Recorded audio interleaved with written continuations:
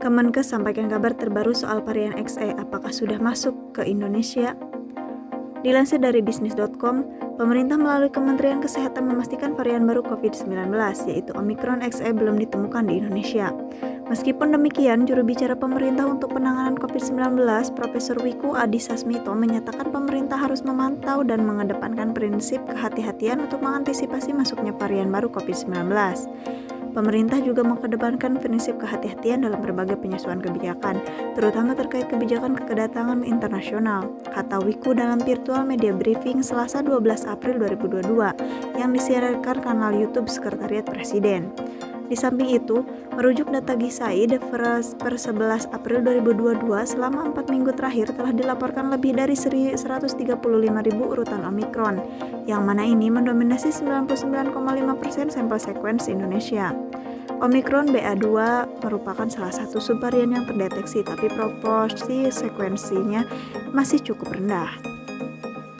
Di tengah prediksi potensi lonjakan kasus, Wiku mengungkapkan pemerintah Indonesia terus memperkuat upaya pencegahan dengan mengintensifkan disiplin protokol kesehatan dengan pengawasan berbasis masyarakat.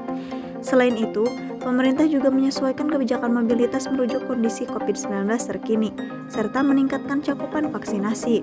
Sementara itu, juru bicara vaksinasi COVID-19 Kementerian Kesehatan atau Kemenkes RI Dr. Siti Nadia Tarmizi mengatakan kasus konfirmasi COVID-19 terjadi penurunan yang signifikan jika dibandingkan dengan minggu yang sebelumnya.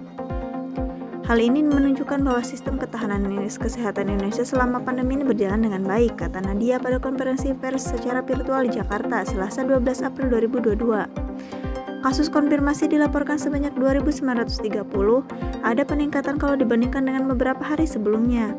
Begitupun dengan kasus kematian telah terjadi penurunan dibanding minggu sebelumnya, yaitu sebanyak 33%.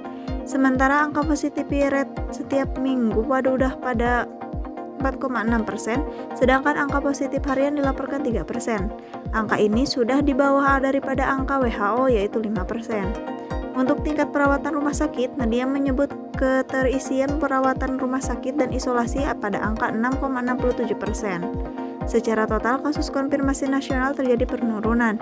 Minggu lalu sekitar 3.000-an kasus dan sekarang sekitar 2.500 kasus.